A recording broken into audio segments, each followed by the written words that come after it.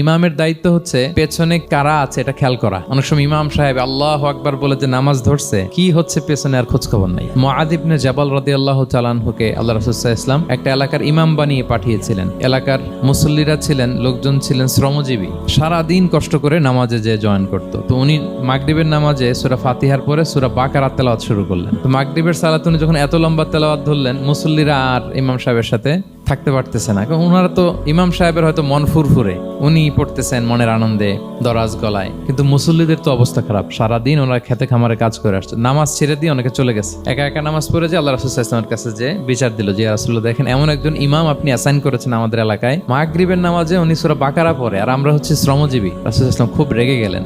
মুআয ইবনে জাবালকে ডেকে বললেন, তুমি কি সমাজে ফিতনা ছড়াচ্ছ? তুমি জানো না এরা কারা? তোমার কি সূরা ওয়াদ-দুহা ওয়াল-লাইলি ইযা সাজা মুখস্থ নাই? তোমার কি ওয়াশ-শামসি ওয়া-দুহাহা এটা মুখস্থ নাই? তোমার কি সাব্বিহিসমা রাব্বিকাল আ'লা এই সূরাগুলো তোমার জানা নাই? উনি বললেন জানা আছে। তো এগুলো রেখে দিয়ে মাগরিবের নামাজে কেন সূরা বাকারা ধরলা?